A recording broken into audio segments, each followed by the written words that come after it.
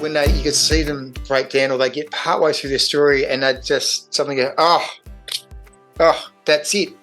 Yeah. And they'd have got to the point of what they needed to find. Yes. They've had the answer. They were talking through something that might have happened 10 or 20 years ago, or it might have happened 20 minutes ago. But they would work through it. Yeah. And I think some of the strategies we passed on about, that meditation, I said, where you can take the thing that's challenging you the most and just flip it on its head and change that into your thought pattern. That becomes your reality. Yes. And you could see them work through these challenges and then suddenly go,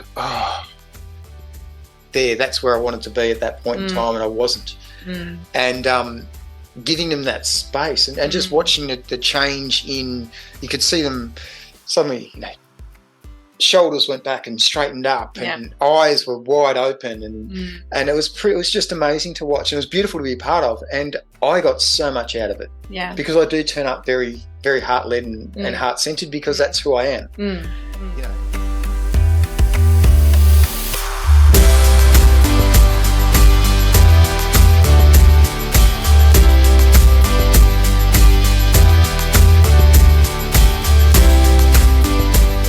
Hello, Quanta folks, and welcome to another podcast episode of Fark the Shoulds. We love farking the shoulds here at QuantiMama. I am Jodi. And I am QuantiPapa McGill. Welcome back. Good to be here. So today we are talking about the circle of life. Ooh. No, not really. We're talking about circle, and I always feel like circle needs to be have more corners for men, like it's too feminine. Does it feel too feminine?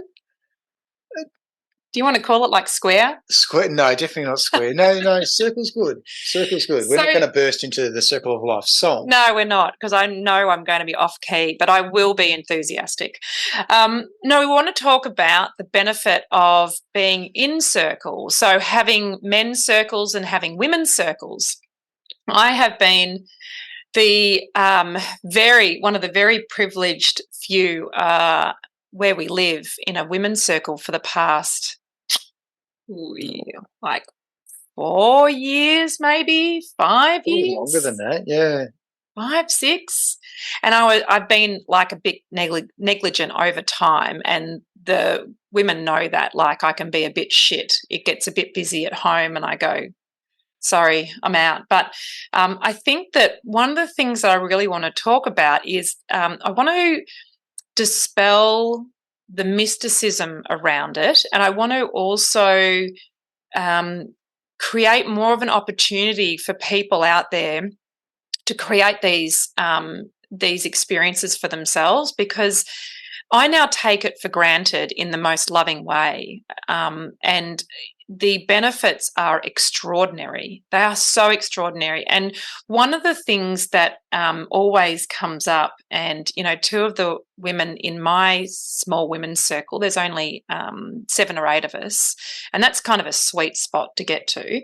But they are all about offering this to other women in a different kind of way, because they say that women are just yearning for it. Like their soul is screaming for these connections. So I was going to say, that's a word I wanted to get out of you, is connection. Yes. And for probably a period of 18 months, we had a men's circle going as well. Yes. And we had that interaction, that connection.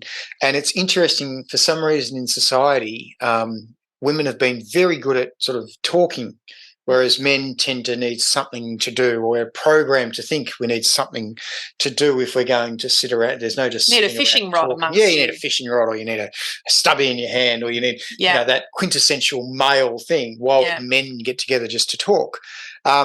So dispelling some of those myths, I guess, is sort of launched straight into, my darling. Yes, that's how I go, babes. So there's also quite a few myths around men getting together into a group of circle, Yes. And the myth I wish to dispel to start with, one of the great members in there, who is also a good friend of both of us, has done some of this sort of, where this is going, has done this sort of stuff. I was really hoping you would mention this and throw him under the bus. Well, I won't name him, but he'll know who he is. But he basically had our first ever men's circle, and sort of got to the end of it, and there was about 5 or 7. So, that wasn't too bad. And he said, yeah. He goes, Yeah, I've been to one where, they walk around and they go, drop your tackle out and get the bloke next to you to grab hold of both of them and tell them how you feel. And what you feel or how you feel? How you feel. And then he went on to politely suggest, I think we should do that next week. Without a hint of a smile on his face. He has a master poker face. And the look of abject horror and shock and confusion on the rest of our faces, that mask fell away and he just wet himself. Yes. And it was the funniest thing because then every time that we hit a snag or a hard spot in our group or our circle or something like that, someone would just, eventually, put their hands up as though they were cupping something, and it would get a laugh going, and the conversation would just roll on. Yeah. If we ever had any sticky times, which weren't many. So sticky times, nicely said, McGill. Not intentional, that one. No. So I think, quite apart from any ball cupping that potentially goes on in men's circles, I think it's really helpful if we even just start with explaining our experiences of what circle can be and how we show up there, and then I guess we can even then just talk about, what that does for us as well, because I think that the way it can impact you on a daily basis, the way it can impact family dynamics, the way it can impact how you teach your children around self-care. There's so many layers and beautiful sort of ancillary lessons that come along with it. And how much of that potentially self-help advice is out there again? Just take 10 minutes to yourself. Yeah. It's like, well, you know what? Take it to the next level. Yes, that's right. And it's funny because when Jodi was beginning the circle stuff and was going, she'd be almost apologetic for leaving the house. Oh, my God. I know. And I've seen women in our circle do the same thing. Whereas I was putting my foot going, off you go, darling. Yeah. Giving her that shove because I could see the benefits that came from it, which is where you're going to launch into. Yeah. So circle for me is I knew one of the women and sort of knew one of the other women just, as another school mum, and because we're recovering school parents, aren't we? But I went along sort of not knowing what to expect because somewhere in my mind I was thinking there's got to be some kind of goat sacrifice involved somewhere here. It sounds very ritualistic. It sounds very pagan, doesn't it? It does. Yeah. Yeah. And, a bit of worshipping the crystals and, I don't know, tarot cards and whatever you're into, it's fine. But it felt very much like that. But in fact, the way circle, and we've evolved it over the years, there's no doubt we've, I think, stripped back to bare essentials that really acknowledge what it is that the participants want and how they are nourished. And so the key components of how we meet in circle is that we will gather in a space, and it's usually in a particular space that's it's created to create this beautiful circle experience. We're very blessed to have access to this extraordinary spot that's set up for our circle. And even the space is like geometrically sacred. It's a geodesic dome, and it's just gorgeous. And yeah, as I said, we're so blessed for that. But you could gather anywhere. You could gather in any room if you want to. It's taking a little bit of care when you're gathering into that space. There's an intention. Yeah, that it's an intentional space, and and you're creating almost a bubble around that space. That's exactly what you do. And there's a level of trust in amongst the people you're with, so that if you're allowing yourself to be vulnerable and you're speaking your absolute God honest truth, and you are raw to the bone, knowing that that's not going to be passed on, or that you're not judged for that. And in our men's group, we made very quickly at the start, the first rule we had was there was no judgment. Yes. No judgment, full stop. And that's inherent in ours. I mean, we've never had to say that because it just doesn't happen. And perhaps, as you talked about, women intuitively know that a little bit more. I think women are very good at being judgy and bitchy. I think society sort of propagates that to keep us separated. Anyway, another musical reference. But I think that in ours, inherently, it's just assumed that you can show up as you need to show up, and your space will be held, as in, like, you will be accepted however you come. And that's, I mean, it's so reassuring because there's nothing further required. But our circle will include, so we're very blessed with the space.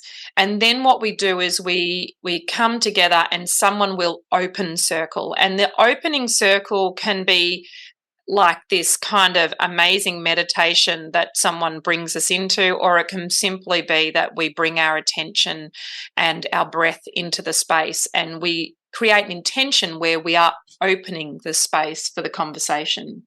And then usually what will happen, one of our beautiful soul sisters is just amazing at finding the most extraordinary music, and so sometimes we'll sing along to a song, which is gorgeous. There's something deeply healing in hearing voices come together. And, I think it's a sound resonance that's got a healing property to it, especially when you're showing up in your heart space. I really do think that, and maybe that's why babies love hearing their parents sing, because when they sing without witness, they really show up in their heart space, and there must have some kind of healing frequency to that. Sound is incredibly powerful. So we'll do that. Sometimes we'll have a dance, and it's always kind of slightly daggy mum dancing, but that's the joy of it, because we're all just showing up how we show up and feeling into the music. So again, it's a bit like, dancing with the lights off. It's got that kind of vibe to it. And then generally speaking, if we have an activity or we don't have an activity, we will then have an opportunity for what we call a share. And one of the frameworks for that, which is really powerful, and I think that it could do well in lots of families as well, is that we utilise something called a talking stick. I think my first experience of a talking stick was probably at Camp America or something like that. It feels very American. I don't know. But the idea of a talking stick or some sort of, symbolic thing that you have, sometimes phallic, is that you hold on to that. And when you have the talking stick, the opportunity is that you have the mic, essentially. And it's not a conversation. It's literally just a share. And it's a share of whatever comes through. And that has been something that has, I think, I can comfortably speak for our sister circle, that it has been mental health medicine for so many of us to show up in that space, knowing that you can say whatever you need to say. Like, we've had opportunities where we've shared and it's just been tears. Like, the floodgates just open and the release happens and the healing takes place in that as well. But one of the magical things that I think happens when you share without feedback and without someone trying to solve your experience or help you understand it or accelerate through the discomfort of particularly those big emotions, is you have an opportunity to experience your own self-healing and have an opportunity to experience the fact that, in fact, you may very well hold the answers to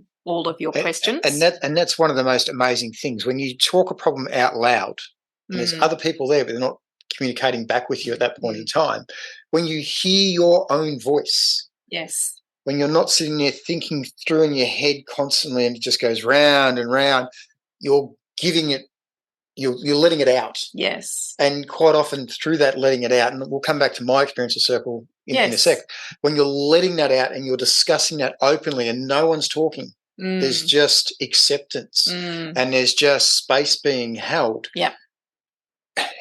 99.999% of the answers we hold. Yes, of course. We just don't see them at the time. And we don't have a belief that we see them. So as you create experiences for yourself where you are the answer to your own queries or concerns or hurts, then the sense of empowerment is just, it just balloons. Like, it has this sort of momentum of its own, because when you get a whiff of that, you then want more of it. It's intoxicating to know that you can be the solution for everything that's happening for you. And, it almost plays into what we were talking about with wisdom, and so maybe that is that thing of we gather in circle as adults in a different way to perhaps how we gather together as teenagers. And teenage circles could be so powerful, but I have a sneaking suspicion they are very much driven by, how do I look to others? How do I sound to others? How do I present to others, and being concerned more about that than what's within your heart and that your would also instructions. depend on who the individuals are within your circle. I know, but comprehensively through society. Well, you're far more susceptible at that age Yes. to those external Yes. guides or measures, for want of Yes. a better description. So you tend to measure yourself against that. And once you've got a bit of life experience behind you, you tend to be able to put aside that thing of being vulnerable in front of people or stepping into that level of discomfort. Oh, and I also think that, overwhelmingly it's women that collect in circles. We're so freaking tired and worn down. And, if you're a parent, you're pretty worn down by that as well, because that's Groundhog Day at very low pay. So as a consequence, when you've used up all the farks in your fark jar, for want of a better term, you end up, I think, being having more accessibility to that rawness and having more of a willingness of showing up in that way as well, because you're like, I can't be bothered with the rest of it. I just got to be me. Yep. And that's what you want. It's a well-held circle. Yes. Allows you to express your rawness, your emotion, your true self. Yes. And allowing that out and getting comfortable with that and getting comfortable saying that in front of other people allows you to bring that more into your everyday life and your everyday being. Yes. And it's something that can change the way you interact with the world. Yeah, it's so true.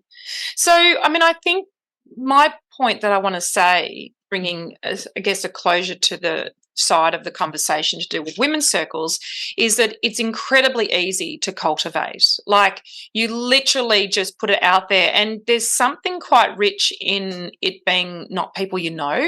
You can actually forge friendships that are in a very different sense. Like my soul sisters, I might not see them on a regular basis, as in during the week in a more sort of everyday living sense, but I will see them and show up completely authentically, and they too in the same way each time we meet in the week.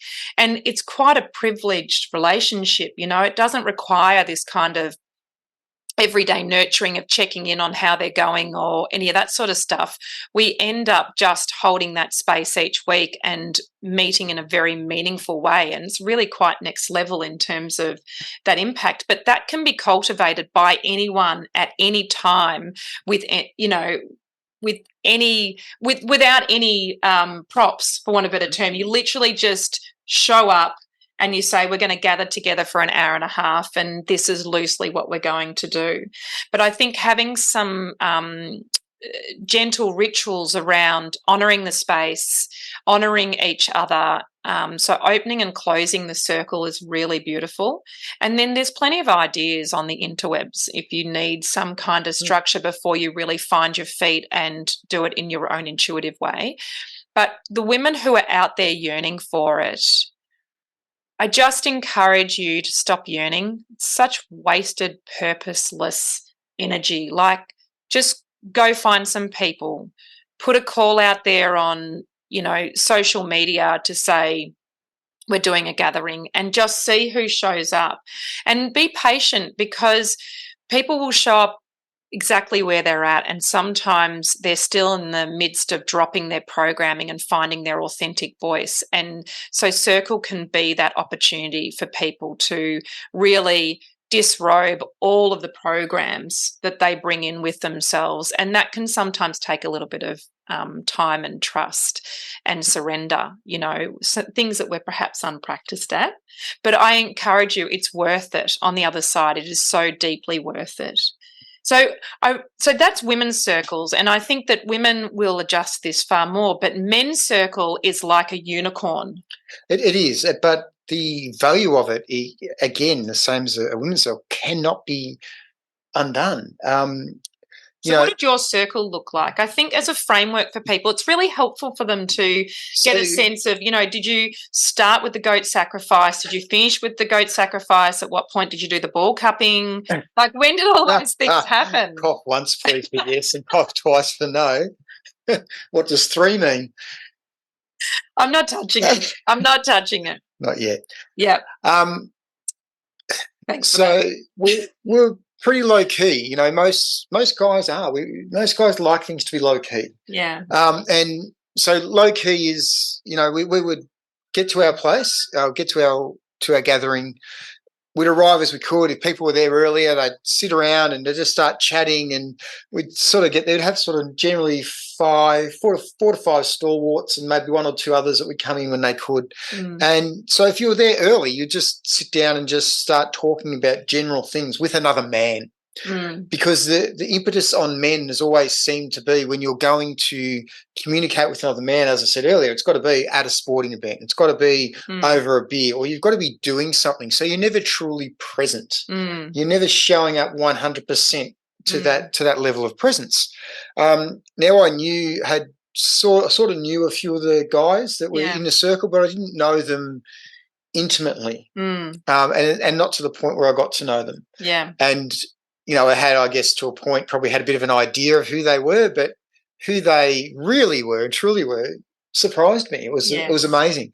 And getting past that whole facade of men, and letting that go and stepping into that space, and you sort of have your conversation, and we would then sit down, or we'd get ourselves comfortable, we'd lay down, and we would generally open our circle with a meditation, or with a even if it was just a spoken through meditation, or a period of time of silence. So you would sit in a room with other men around you, and you would just be silent. Which is very unusual, isn't it? It's very unusual for any of us to sit anywhere in silence these days. We have our phones going, we have our family going, we have our children going, we have this going, we get in the cars, we put our radios on. There's all these different everything is filled distractions that are there, And so suddenly just turning it all off and just sitting in silence. And I remember the first time we did it, you could feel everyone sort of fidgeting. Yeah.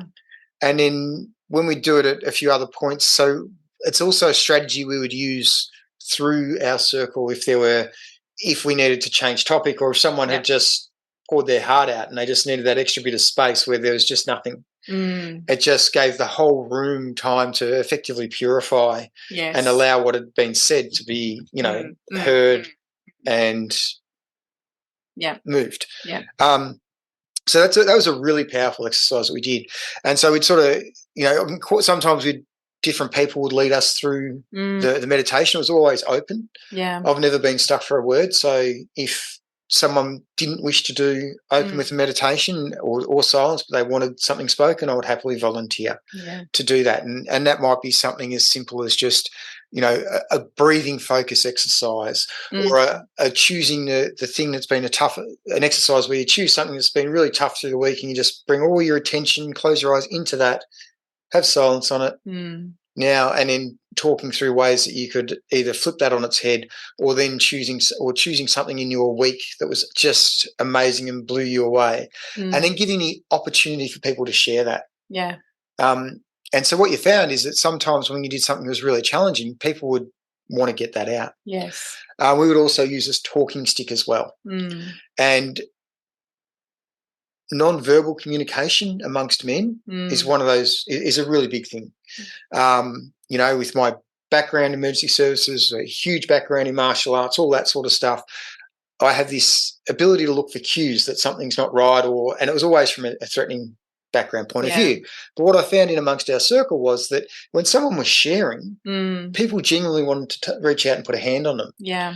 But there was this huge level of respect where when they put this talking stick down, someone might just shuffle over and pop a hand just on their shoulder or on their leg, and no words were spoken. No. And this is where it became really powerful. It's just that, you know what, I see you, brother. I see exactly who you are. I hear what you've said, and I see you.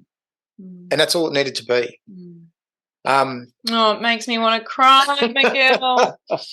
Oh my But gosh. this is the richness of what men miss, and somewhere in there that society has said it's not very masculine and almost, I mean, the ball cupping thing is hilarious, but it's and not also true.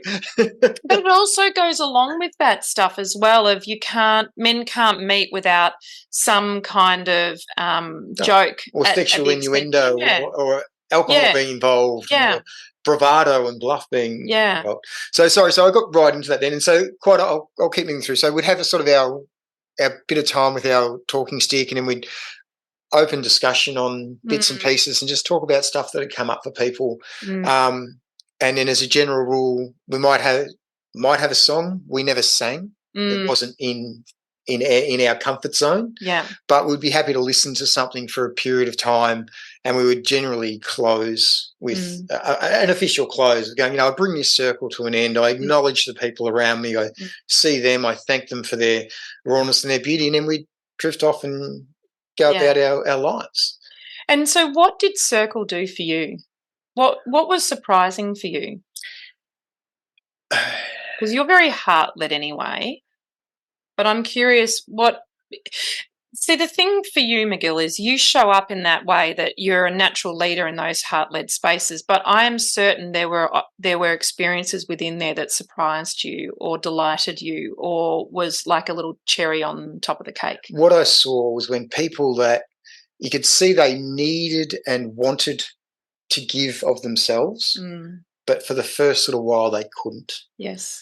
And allowing that trust to build, allowing them to bring down their own defenses, and then hearing them start to share. Yeah.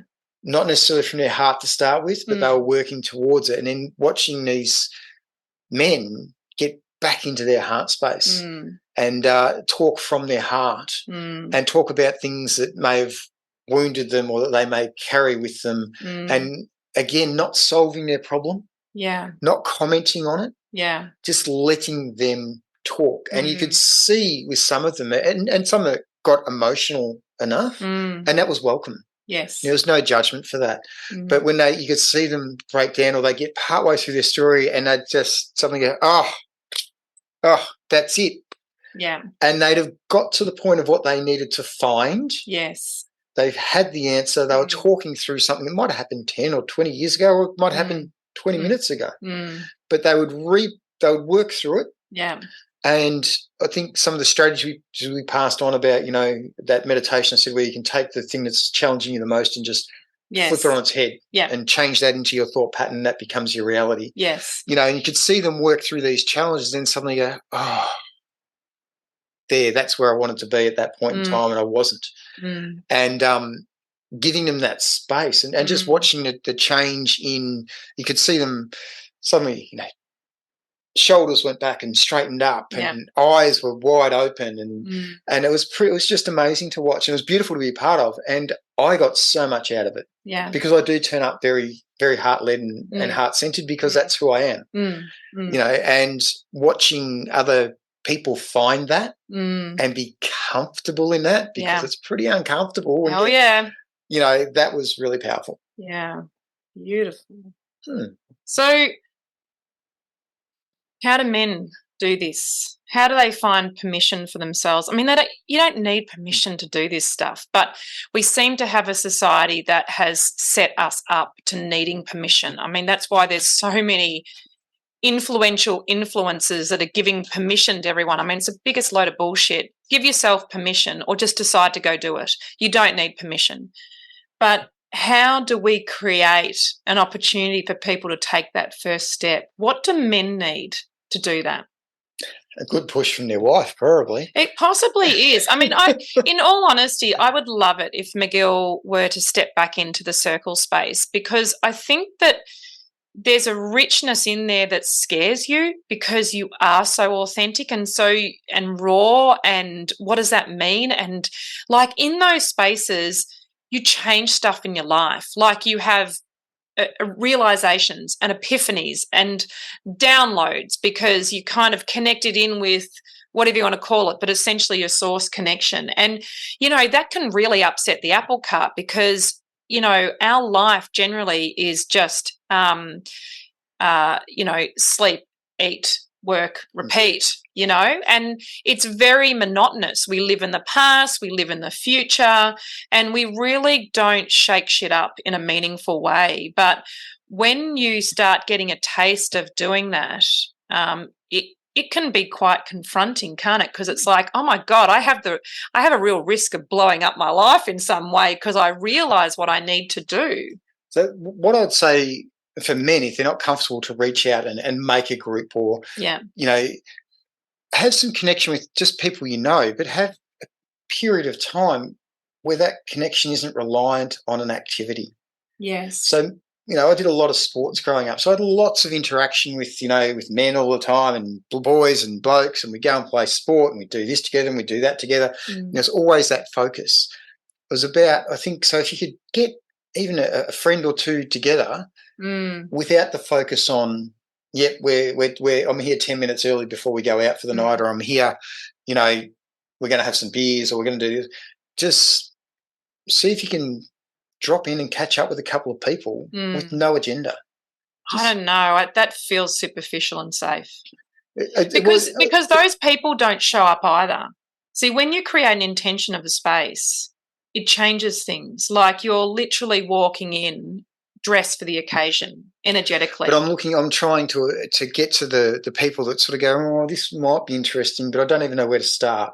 Where how do I get comfortable being around men without an agenda? I wonder if the answer lies in getting comfortable with having silence with yourself. So having a daily practice where you sit and you are silent and you don't have anything else around you, and kids can come in and interrupt you, but if you don't respond, they soon get the idea you're not available. And I mean, that's my practice now, where I sit in silence each morning. And what happens is if kids come in, they'll ask me a question and I'm the observer. I'm not answering and I'm not available. And what they're now doing is they sit down and sit in silence next to me, which is really quite sweet. They don't last nearly as long, but they're doing still a little bit of silence, but they're not asking anything of me. And I wonder if there's an opportunity for men particularly to get comfortable with the silence, because that feels like, I need to be doing something or scrolling or something practical or listening to something. And I really appreciate that you said that, but if we're moving into a circle, we're moving into connection with men with other men.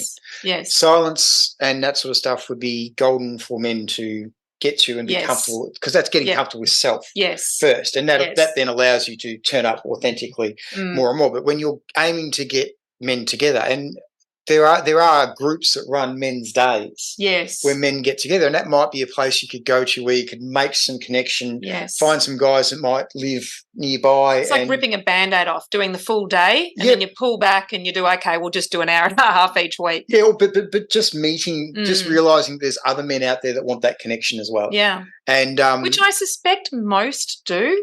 There's a huge amount, but the challenge is finding the comfort of going, this is what I want to do. But it's not comfortable. It won't be comfortable. It's just a willingness to experience the discomfort and know that you're okay in that discomfort. I think that's the key. If you walk in expecting it to be comfortable, then you'll last one session, But there's gold on the other side of that discomfort, because that's the growth and the shake-up. There absolutely is, because it's an opportunity to discuss so much about yourself and examine yourself. Yeah. And the other people will share stuff and you'll sort of go, oh, wow.